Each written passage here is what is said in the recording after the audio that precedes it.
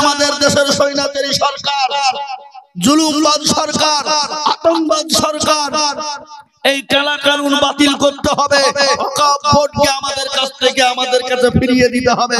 এই ওয়াকফ বোর্ডের আইন আমরা মানছি না, জোরে বলুন মানছি না, মানবো না, আমরা মানবো না ইনশাআল্লাহ। এই স্লোগানে ইউটিউব চলছে, ইউটিউব গোটা ওয়ার্ল্ডে যাবে। বুঝতে পেরেছেন না পারেননি? আপনাদের যে স্লোগানটা এটা যাবে না ভাবছেন নাকি? এটাও চলে যাবে। আজকে আমি আপনাদেরকে শোনাই, এ জং মোদিজি আপনি লাগিয়েছেন, এ ঝামেলায় জং আপনি।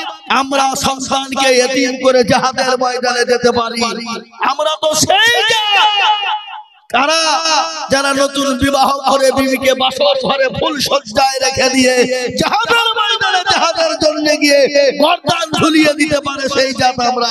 প্রয়োজন হলে আমরা রক্ত দেব, কাফন বাঁধবো, কালা কানুনের আইনকে বাতিল করতেই হবে, করতে হবে। মোদি তোমাকে আমরা ছেড়ে দেব না। ভারতবর্ষ থেকে ইংরেজ এই গরম, এই গরম কি বুঝলেন? আমার ড্রাইভার বলছে হুজুর পড়ালেখা গিয়েছে, হক কথা বলবো তা। এ বাবা, আজকে মুসলমানদেরকে জাগিয়ে দিয়েছে না দেয়নি? ঘুমিয়ে থাকতে থাকতে মুসলমান জেগে উঠেছে বাবা। ভারতবর্ষে মুসলমানরা শান্তিপ্রিয় লোক, এরা কোনদিন আন্দোলন করেও না, আন্দোলন নামেও এসিএ এনআরসি এমপিআর এটাকে করে বাবা আন্দোলন করেছিল মুসলমানরা। তাতে শিখ ইসাই হিন্দু মুসলমান ডোম ডকল মুচি মেথর কোল ভিল মুচি মুন্ডা যা যত জাতি ছিল সবাই। কেন হয়তো আরব আমরা নাসিকে বাঁধিয়ে বলেছিল, কি বুঝলেন? মানে ভয় আছে না নাই? ওই যে আসামে ডিটেনশন ক্যাম্প যেটা রয়েছে, সেখানে 22 লক্ষ মানুষকে ডিটেনশন ক্যাম্পে ভরা হয়েছে। তার মধ্যে 14 লক্ষ ছিল হিন্দুরা। কারা? কথা বলেন না কেন? হিন্দুরা। আর 6 লক্ষ ছিল মুসলমানেরা, আর বাদ বাকি অন্য জাতি ছিল। বুঝতে পেরেছেন না পারেন না? আজকে এই যে আমাদের চারিদিকে আন্দোলন চলছে, রে কিসের আন্দোলন? কথা বলেন না কেন? ওয়াকফ সম্পত্তি নিয়ে। যে ওয়াকফ সম্পত্তি মুসলমানদের পূর্বপুরুষরা 300 বছর 200 বছর 400 বছর 600 বছর আগে আল্লাহর নামে কিছু উৎসর্গ করে দিয়েছে। কেউ মসজিদের জন্য দিয়েছে, কেউ মাদ্রাসার জন্য দিয়েছে, কেউ গোরস্থানের জন্য দিয়েছে, কেউ খানকার জন্য দিয়েছে, কেউ মার্কাতের জন্য দিয়েছে। দিয়েছেন যায়নি? কথা বলেন কেন? ভারতবর্ষের মুসলমানরা তো ভিখারি নয়। মুসলমানদের যা সম্পদ আছে, এই সম্পদগুলো যদি মুসলমানদেরকে ভাগ করে দেয় তো আল্লাহু আকবার, যত জাতি ভারতবর্ষে আছে সব নিচে হয়ে যাবে। কি বুঝেন আপনারা বলুন? তাজমহল কাদের? লালকেল্লা কাদের? কুতুব মিনার কাদের? সব আমাদের। এই ভারত কলকাতা শুনেলেন, ভিক্টোরিয়াতে যারা টিকিট কেটে ঢুকে, ওটা কাদের? আমাদের। সাইন সিটি কাদের? ওটা আমাদের। যেটা আপনার যে ওই এয়ারপোর্ট, ওটা কাদের? আমাদের। যেটা আপনার ওই যে ক্রিকেটাররা ক্রিকেট খেলে, ইডেন গার্ডেন, ওটা কাদের? কথা বলেন না কেন? কাদের ওটা? ওর বাপের? ওটা মুসলমানদের। ওই যে আদানি আম্বানি যারা ঘর করে বসে আছে 10 তলা 20 তলা, ও জায়গাটা কাদের? ওটা আমাদের জায়গা। বুঝতে পারলেন না কথাটা? তাহলে ভারতবর্ষের মুসলমান ভিখারি? ভিখারি নয়। এই আন্দোলন শুরু হয়েছে, সরকারকে পিছু হতেই হবে। বলুন ইনশাআল্লাহ। যারা বলেন ইনশাআল্লাহ বলুন। এই কেরালায় আজকের ঘটনা শুনে, আজকের ঘটনা কেরালার ঘটনা। আল্লাহু আকবার।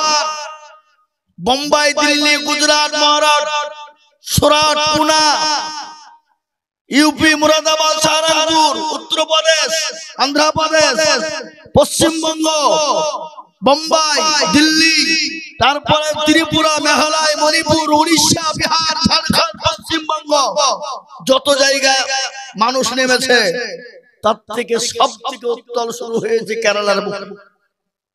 আজকে ওই কেরালার মুখে তাদেরকে গ্যাস সিলিন্ডার ফাটানো হয়েছে, পানি জল কামান দেওয়া হয়েছে, গুলি চালানো হয়েছে, তাও পর্যন্ত তারা পিছু এক পা হাঁটেনি। যতক্ষণ অক্ষর না আমরা আমাদের হাতে না ফিরে পাবো ততক্ষণ পর্যন্ত প্রয়োজন হলে পুলিশের সঙ্গে লড়াই করবো। আমরা পিছু হতে পারলে দিশে ভাই জল কামানেও কাজ হয়নি, ওই আপনার গ্যাস সিলিন্ডার ফাটিয়েও কোনো কাজ হয়নি। মুসলমান হটেনি, মরে যাবো কিন্তু অকাপ সম্পত্তি আমরা ছাড়বো না। আজকে আমরা ঘাম ঝরানো পয়সা দিয়ে এই যে গোরস্থান বানাবো, কি এটা গোরস্থান জলসা, হ্যাঁ এই টাকা দিয়ে আমরা বানাবো, আর কোথা থেকে শগুন এসে আমাদের দলিলকে কেড়ে নিয়ে দখল করে নিয়ে ছেড়ে দেবো? আমরা কথা বলেন না কেন, ছেড়ে দেবো? এক বিন্দু রক্ত থাকতে আজকে মুর্শিদাবাদের বহরমপুর জমিয়ত উলামাহীন গোটা বহরমপুরকে জাম করে দিয়েছে। আজকে আগামী কালকে 10 এপ্রিল কলকাতা রামলীলা ময়দানে মুসলমানদের খেল কালকে দেখবে কত লক্ষ মানুষ হয়, গোটা কলকাতা পর্যন্ত কালকে জাম হয়ে যাবে। আমি আজকে হেঁটে আজকে কলকাতা থেকে দেখলাম লরি বন্ধ করে দিয়েছে, আগে থেকে বন্ধ, চারিদিক ব্যারিকেড দিয়ে দিয়েছে, লরি ঢোকার কোনো খবর নাই, আজ নাই কাল নাই, কাল শেষ না হওয়া পর্যন্ত কোনো গাড়ি ঢুকবে। দোয়া করেন এই হুঙ্কার জন্য আমাদের দেশের স্বৈরাচারী সরকার, জুলুমবাদ সরকার, আতঙ্কবাদ সরকার, এই কালা কানুন বাতিল করতে হবে। ওয়াকফ বোর্ডকে আমাদের কাছ থেকে আমাদের কাছে ফিরিয়ে দিতে হবে। এই ওয়াকফ বোর্ডের আইন আমরা মানছি না, জোরে বলুন মানছি না, মানবো না, আমরা মানবো না ইনশাআল্লাহ। এই স্লোগানে ইউটিউব চলছে, ইউটিউব গোটা ওয়ার্ল্ডে যাবে, বুঝতে পারছেন না পারেননি? আপনাদের যে স্লোগানটা এটা যাবে না ভাবছেন নাকি? এটাও চলে যাবে। আজকে আমি আপনাদেরকে শোনাই, এ জং মোদিজি আপনি লাগিয়েছেন, এ ঝামেলায় জং আপনি বাঁধিয়েছেন, এই জং আমরা ইনশাআল্লাহ শুধরাবই বলুন ইনশাআল্লাহ, বলুন ইনশাআল্লাহ। তুমি যুদ্ধ শুরু করেছো, এই যুদ্ধ খতম করব মুসলমানেরা ইনশাআল্লাহ। তব শিকার প্রয়োজন হলে আমরা তো সেই জাত, কোন জাত? যে জাত বিবিকে বিয়ে করে দিয়ে চলে যেতে পারে জাহাদের ময়দানে। আমরা তো সেই জাত, আমরা সন্তানকে এতিম করে জাহাদের ময়দানে যেতে পারি। আমরা তো সেই জাত, কারা যারা নতুন বিবাহ করে বিবিকে বাসর ঘরে ফুল সজ্জায় রেখে দিয়ে জাহাদের ময়দানে জাহাদের জন্য গিয়ে গর্দান ঝুলিয়ে দিতে পারে, সেই জাত আমরা। প্রয়োজন হলে আমরা রক্ত দেব, কাফন বাঁধবো, কালা কানুনের আইনকে বাতিল করতেই হবে, করতে হবে। মোদি তোমাকে আমরা ছেড়ে দেব না। ভারতবর্ষ থেকে ইংরেজকে তাড়িয়েছিলাম, পশ্চিম বাংলা থেকে শুরু হয়েছিল, পশ্চিম বাংলার প্রান্ত মুর্শিদাবাদ জেলা নবাব সিরাজউদ্দৌলা জেলা থেকে শুরু হয়েছিল।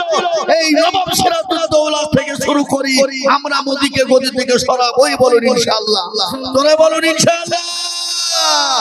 ইংরেজকে যখন তাড়াতে পেরেছি, মোদি তোমার মতন বেয়াদবকে আমরা ওই চেয়ার থেকে নামিয়ে দিতে পারবো, এতে আমাদের তুমি কিছুই করতে পারবা না।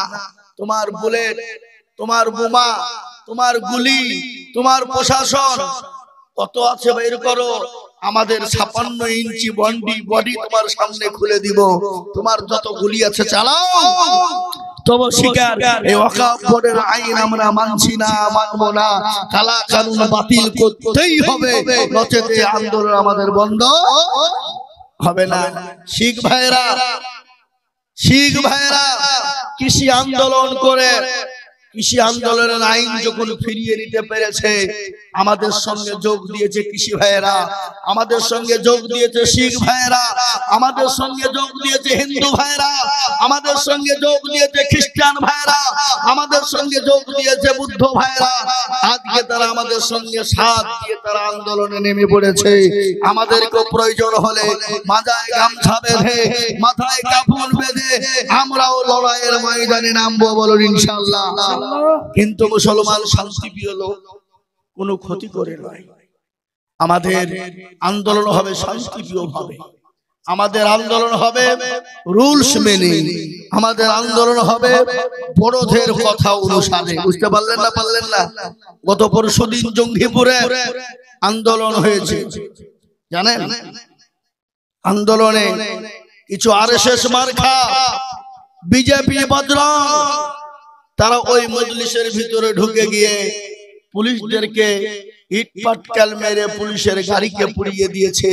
এর জন্য আমরা অতীত দুঃখিত, এর জন্য আমরা ব্যথাদায়ক, আমরা এটাকে খারাপ নজরে দেখছি, এটাকে আমরা ভালো নজরে দেখছি না।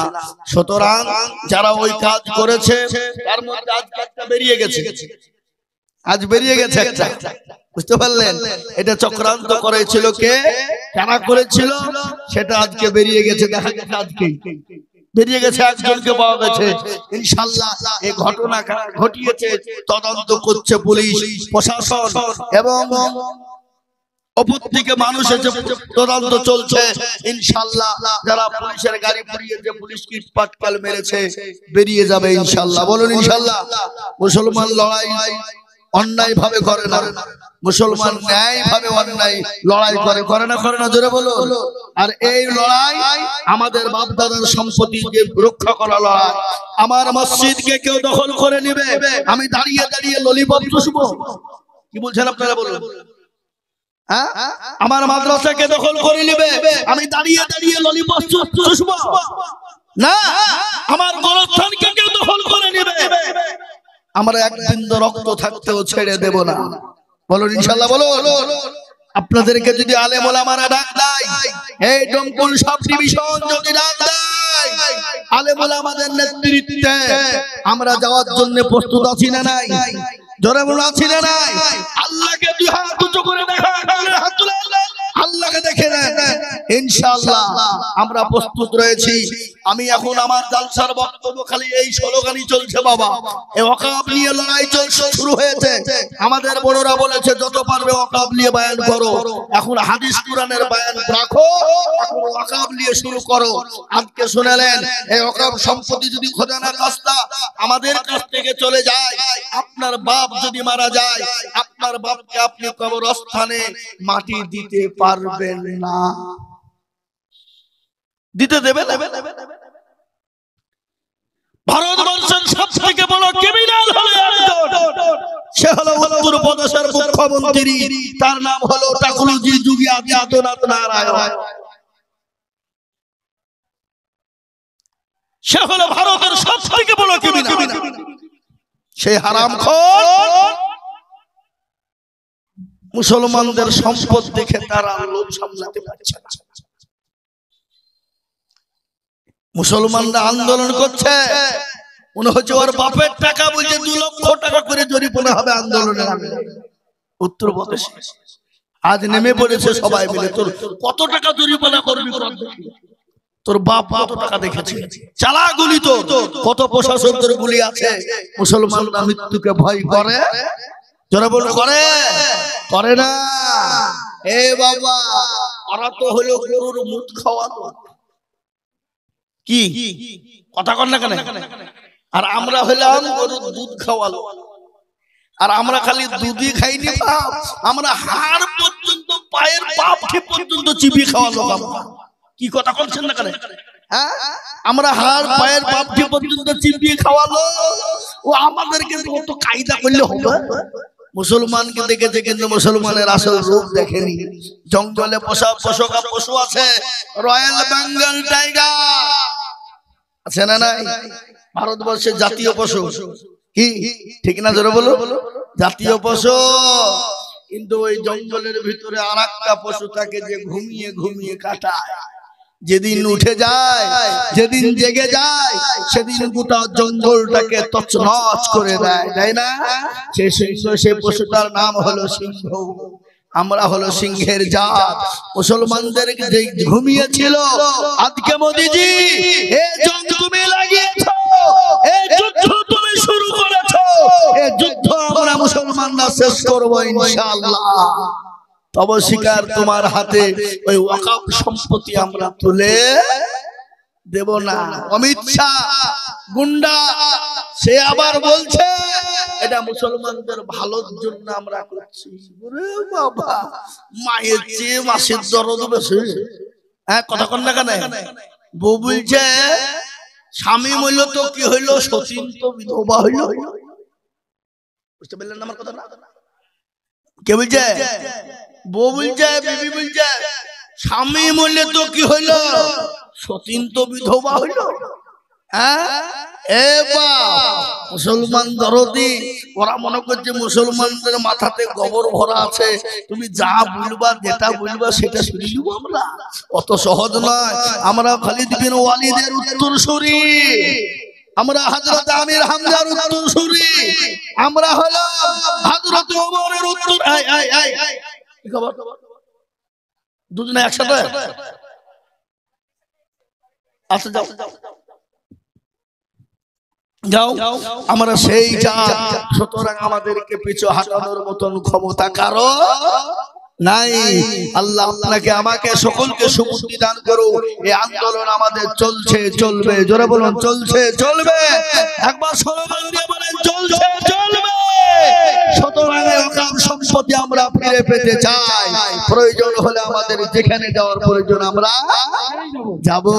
কিন্তু মোদিজি, অমিতজি শুনে নেন, ভারতবর্ষ নয়, গোটা পৃথিবীতে 58টা অনলি ফর মুসলিম দেশ আছে। আমাদেরকে সোজা আঙ্গুল যদি ঘি তুলতে না পারি, প্রয়োজন হলে আঙ্গুলকে আমরা ব্যাখ্যা করব না। 58টা মুসলিম দেশের কাছে আমরা বলবো, প্রয়োজন হলে আমরা গিয়ে এই ওয়াকফ সম্পত্তি আমরা তুলে আনবই, আনবই, আনবই, আনবই ইনশাআল্লাহ। আগো যারা ইংরেজদেরকে তাড়িয়েছিল, 57,000 উলামার প্রাণ গিয়েছিল, আলেম উলামারা জান দিয়েছিল। দিল্লি থেকে লাহোর পর্যন্ত এমন কোন গাছ ছিল না যে আলেম উলামাদের গর্দান ঝোলানো ছিল না। এবার তারা লড়াই করে ভারতকে স্বাধীন করেছিল। প্রয়োজন হলে আবার রক্ত দিয়ে লড়াই করে এই ভারতের মাটিকে আবার আমরা স্বাধীন করব। বলুন ইনশাআল্লাহ, জোরে বলুন ইনশাআল্লাহ। আমরা মুসলমান শান্তিপ্রিয় লোক, ভারতবর্ষের জমিনে। ভাই বলছি প্যান্ডেলের মালিক, বলছি প্যান্ডেলের মালিক, আপনি মেয়েদের ওখানে যান তো, চট লাগবে। প্যান্ডেলের মালিক বলছি, প্যান্ডেলের মালিক ভাই, আপনি মেয়েদের প্যান্ডেলে যান, ওখানে চট শর্ট আছে, চট একটু দিয়ে দেন। চট খুব শর্ট আছে ওখানে। আমি আপনাদেরকে বলতে চাই, ভারত